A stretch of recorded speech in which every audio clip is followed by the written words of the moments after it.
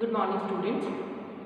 Last lecture में अपन ने quinoline की इलेक्ट्रोफिलिक सब्स्टिट्यूशन रिएक्शन और न्यूक्लियोफिलिक सब्स्टिट्यूशन रिएक्शंस के बारे में देखा था कि क्यूनोलिन जो होता है वो इलेक्ट्रोफिलिक सब्स्टिट्यूशन रिएक्शन तो देता है 5th और 8th पोजीशन पे, जो कि किस में आती है, बेंजीन रिंग के अंदर।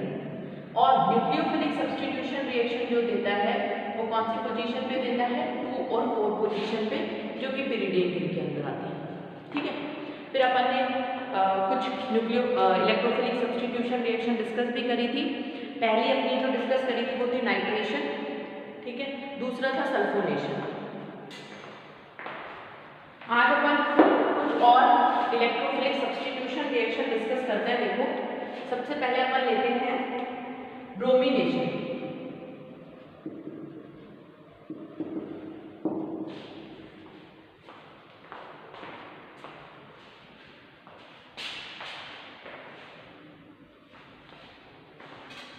ओके, तो ब्रोमिनेशन में देखो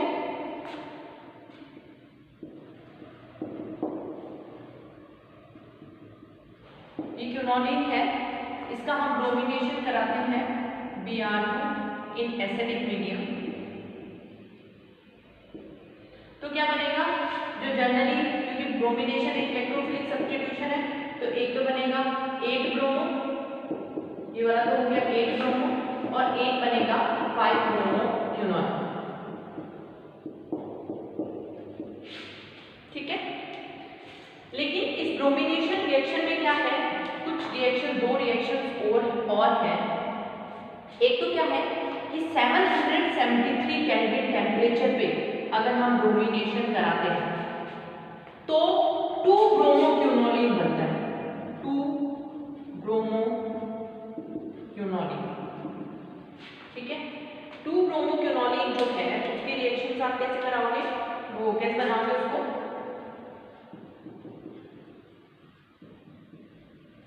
ये हो गया 2 ब्रोमो क्यूनोलिन, है ना। और अगर यही ब्रोमिनेशन वेपर स्टेट में कराते हो तो क्या होता है, तो बनता है 3 ब्रोमो क्यूनोलिन। तब 3 पोजीशन पे क्या होता है, ब्रोमीन बन जाता है। तो ये ब्रोमिनेशन का आपको ध्यान रखना है। ठीक है, ये ब्रोमिनेशन रिएक्शन हो गई। फिर अपन एक रिएक्शन और देखते हैं इलेक्ट्रोफिलिक सब्स्टिट्यूशन में, फ्रिडल-क्राफ्ट रिएक्शन। ओके, अब हम देखते हैं इसकी फ्रिडल-क्राफ्ट रिएक्शन। फ्रिडल-क्राफ्ट रिएक्शन, तो अभी तक ये इसकी इलेक्ट्रोफिलिक सब्स्टिट्यूशन रिएक्शन ही चल रही है। देखो, फ्रिडल-क्राफ्ट रिएक्शन जो होता है, वैसे तो क्यूनोलिन जो होता है वो फ्रिडल-क्राफ्ट रिएक्शन नहीं देता, अगर आप इस तरीके से बिना कोई सब्स्टिट्यूएंट के लेते हो। लेकिन अगर आप ये जो बेंजीन रिंग है इसके अंदर एक्टिवेटिंग ग्रुप लगा दो, जो कि बेंजीन रिंग के अंदर इलेक्ट्रॉन डेंसिटी और ज्यादा बढ़ा दे, जैसे कि मान लो मैं यहाँ लगा दूं ये मिथॉक्सी ग्रुप, तो ये इस तरह से इलेक्ट्रॉन डोनेटिंग है। अगर एक्टिवेटिंग ग्रुप लगाते हो तो फिर क्यूनोलिन भी फ्रिडल-क्राफ्ट रिएक्शन दे सकता है, लेकिन वैसे नहीं, एक्टिवेटिंग ग्रुप होना चाहिए। तो इसमें, इस कंडीशन में यहाँ पे ये OCH3 है, तो ठीक है, यहाँ पे OCH3 और ओके। तो ये अपनी मोस्टली इलेक्ट्रोफिलिक सब्स्टिट्यूशन रिएक्शंस हो गई हैं। अब अपन क्यूनोलिन की कुछ न्यूक्लियोफिलिक सब्स्टिट्यूशन रिएक्शन देख लेते हैं।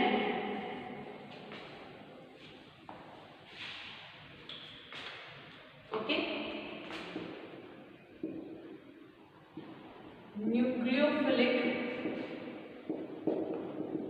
Substitution reaction. ओके, तो अब आपको पता है कि जो न्यूक्लियोफिलिक सब्स्टिट्यूशन रिएक्शन है क्यूनोलिन के अंदर, वो 2 और 4 पोजीशन पे होती हैं, क्योंकि कल अपन ने जब रेजोनेटिंग स्ट्रक्चर बनाए थे तो 2 और 4 पोजीशन पे ही क्या आ रहा था, प्लस चार्ज आ रहा था। ठीक है, तो सबसे पहली जो रिएक्शन है, जो कि आपने पिरिडीन में भी पढ़ी हुई है, ये वाली न्यूक्लियोफिलिक सब्स्टिट्यूशन रिएक्शन, वो है चिची-बेबिन रिएक्शन। ठीक है,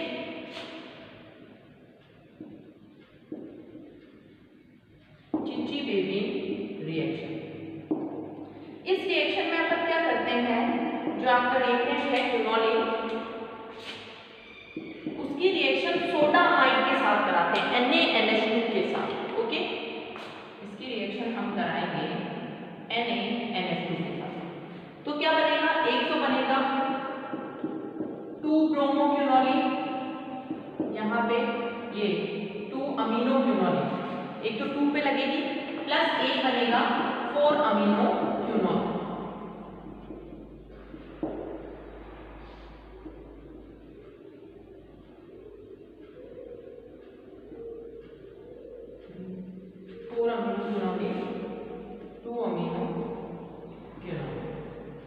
ओके, ये हो गई इसकी चिची-बेबिन रिएक्शन। और इसमें देखो अटैक जो कर रहा है वो कौन है, न्यूक्लियोफाइल है। इसी तरीके से आप इसकी रिएक्शन किसके साथ करा सकते हो, C4H9 लिथियम, है ना, ब्यूटाइल लिथियम के साथ। ये ब्यूटाइल ग्रुप हो गया। तो देखो आपको पता होगा ये एक ऑर्गेनोमेटेलिक रिएजेंट है, यहाँ प्लस आएगा तो यहाँ माइनस आएगा, तो क्या होगा, ये इस तरीके से ये भी 2 और 4 पे न्यूक्लियोफिलिक यहाँ करा देगा, C4H9 कहाँ लग जाएगा, सेकंड पे। ठीक है, इसकी जो एक और न्यूक्लियोफिलिक सब्स्टिट्यूशन रिएक्शन करवा सकते हो वो आप करा सकते हो KOH के साथ। KOH के साथ जब हम रिएक्शन कराते हैं तो देखो एक तो लगता है 2 पोजीशन पे OH, प्लस एक जो OH लगता है वो लगता है 8 पोजीशन यहाँ। ठीक है, ये जो जिसे आप बोलोगे 2-हाइड्रोक्सीक्विनोलिन, 2-हाइड्रोक्सीक्विनोलिन, इसमें जो इसकी इनॉल फॉर्म है इसको आप कीटो फॉर्म में भी कन्वर्ट कर सकते हो। ये यहाँ से यहाँ ये बेंजीन रिंग हो गई और ये N यहाँ H आ जाएगा वो, और ये तो ये इसकी कीटो फॉर्म हो गई क्विनोलिन की। ठीक है, तो इस तरीके से देखो ये 3 न्यूक्लियोफिलिक सब्स्टिट्यूशन रिएक्शंस हो गई हैं।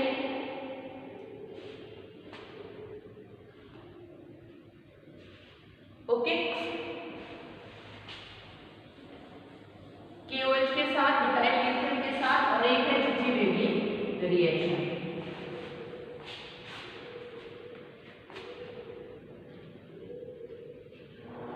एक जो रिएक्शन है वो किस तरह की है कि मान लो ऑलरेडी कोई न्यूक्लियोफाइल जो है वो रिंग के अंदर लगा हुआ है, जैसे ये क्विनोलिन है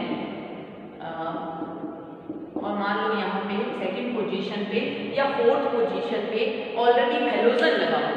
ठीक है, और आपको पता है हेलोजन जो होता है ना वो एक गुड लिविंग ग्रुप होता है, बहुत जल्दी निकल जाता है। कोई भी न्यूक्लियोफाइल उस पर अटैक करेगा, SN1 SN2 रिएक्शन आप पढ़ते हो तो Cl- तो आराम से निकल जाता है, Cl-Br, और कोई भी न्यूक्लियोफाइल वहाँ पे अटैक कर सकता है। तो हेलोजन अगर 2 या 4 पोजीशन पे लगा हुआ है तो हम न्यूक्लियोफिलिक सब्स्टिट्यूशन आराम से किसी और न्यूक्लियोफाइल, ये भी न्यूक्लियोफाइल है, ये इस पर अटैक करके और आराम से दूसरा प्रोडक्ट बना सकता है। ठीक है, ये साथ NH3 के साथ, और यहाँ पे क्या आ जाएगा NH। तो ये अपनी रिएक्शंस हो गई। अब देखो, अब अपन इसमें देखते हैं ऑक्सीडेशन रिएक्शन। ऑक्सीडेशन रिएक्शन, ठीक है, तो क्विनोलिन जो है ये अपन ने ले लिया क्विनोलिन, इसका अपन ऑक्सीडेशन कराते हैं तो जो बेंजीन रिंग है वो पूरी ऑक्सीडाइज हो जाएगी और यहाँ पे क्या बन जाएगा, इस तरीके से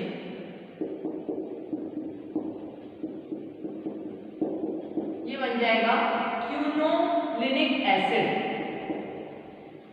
ठीक है, जिसमें आप जब इसको हीट करोगे तो एक CO2 मान लो निकल जाता है, तो क्या बन जाएगा, ये निकोटिनिक एसिड, एक COH के साथ ये बन जाएगा निकोटिनिक एसिड। ठीक है, और फिर आप जब इसको वापस हीट करोगे तो ये क्या बन जाएगा, ये CO2 फिर निकल जाएगा और ये बन जाएगा PDT। ये जो इसकी ये क्विनोलिन की ऑक्सीडेशन रिएक्शन हो गई, जिसमें आप ऑक्सीडाइजिंग एजेंट क्या लिख सकते हो, KMnO4। तो KMnO4 से जब अपन ऑक्सीडाइज करेंगे तो जो आपकी बेंजीन रिंग है वो पूरी ऑक्सीडाइज हो जाएगी। यहाँ दो एसिडिक ग्रुप रह गए सिर्फ इन कार्बन्स के। फिर हीट किया, एक का CO2 निकला तो पहले बना क्विनोलिक एसिड, एक CO2 निकला तो निकोटिनिक एसिड, और फिर CO2 निकला तो पिरिडीन।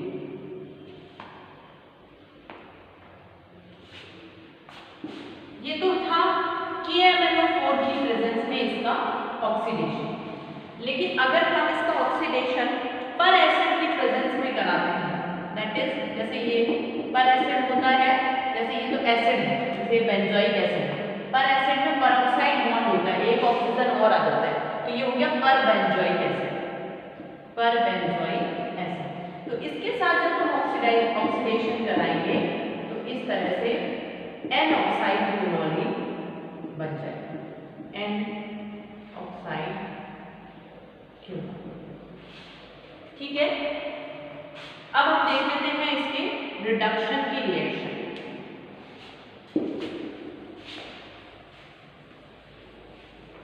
तो रिडक्शन की जो रिएक्शंस हैं, रिडक्शन की रिएक्शंस देख लेते हैं हम अपन क्विनोलिन की।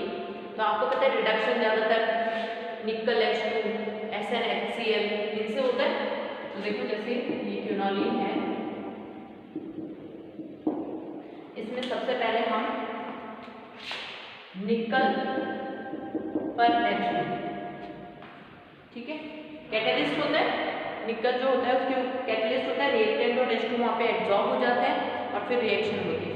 तो ये इसका रिडक्शन करवाएंगे, या इसी में ही आप ये वाले ये भी ले सकते हो SnHCl।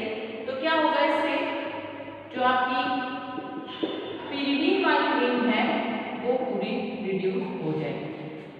ठीक है, तो आप कह सकते हो 1 2 3 4 1 2 3 4 टेट्रा हाइड्रो क्विनोलिन। ठीक है, इसी तरीके से अगर हम इसकी रिएक्शन प्लैटिनम पर एसिटिक एसिड के साथ कराते हैं तो दोनों रिंग रिड्यूस हो जाएंगी, जिसे हम बोलते हैं Deka hydro quinoline. Deka hydro quinoline, Deka 10 के लिए 1 2 3 4 5 6 7 8 9 10 सबको हाइड्रोजन मिले तो डेका हाइड्रो क्विनोलिन।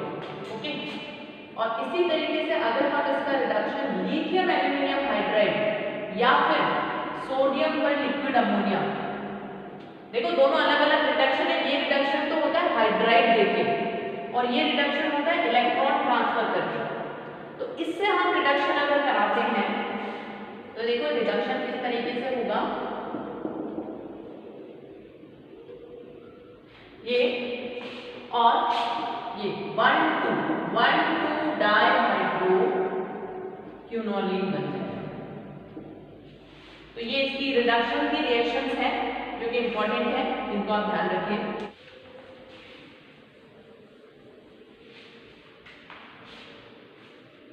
ओके, तो ये अपन ने क्विनोलिन की इलेक्ट्रोफिलिक और न्यूक्लियोफिलिक सब्स्टिट्यूशन रिएक्शन देख ली। अब हम इसके स्ट्रक्चर के बारे में थोड़ा देख लेते हैं मॉलिक्यूल के, क्विनोलिन के।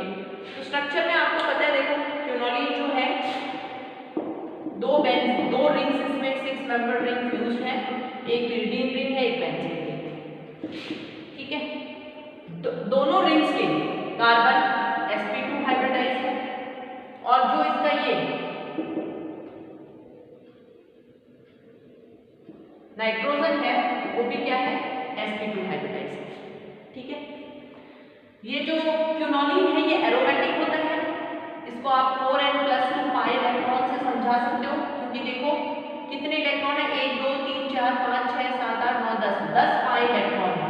और 10 पाई इलेक्ट्रॉन आ जाता है ना, जब यहाँ पे आप 2 लिखोगे तो 4 2 8 + 2 10 पाई इलेक्ट्रॉन एरोमेटिक होता है। हक्कल रूल को फॉलो कर रहे हैं, एरोमेटिक हक्कल रूल को फॉलो कर रहे हैं। ठीक है,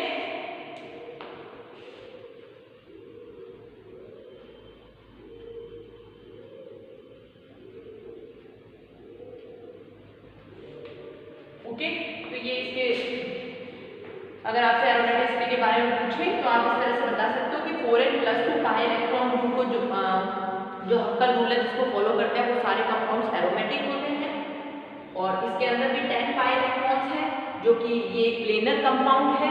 देखो इतने इलेक्ट्रॉन्स प्लस और क्या कंडीशन है कि प्लेनर होना चाहिए प्लस कॉन्जुगेटेड होने चाहिए। ये इलेक्ट्रॉन्स जो है वो लगातार घूमने चाहिए, कॉन्जुगेशन।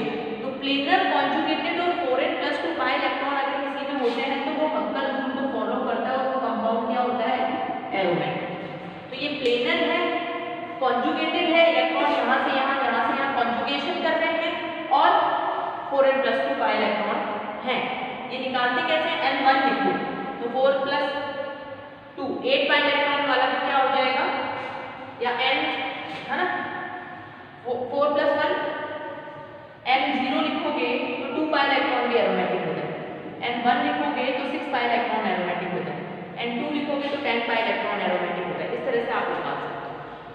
ये n आपको अज्यूम करते जाना है, उतने जितने पाई इलेक्ट्रॉन आता है अगर वो किसी कंपाउंड में है प्लस वो कंपाउंड प्लेनर भी है और वो इलेक्ट्रॉन्स कॉन्जुगेशन कर सकते हैं तो वो एरोमेटिक होगा। ओके, तो ये अपना क्विनोलिन खत्म हो गया है। नेक्स्ट लेक्चर में अपन आइसोक्विनोलिन देखेंगे। Okay, thank you.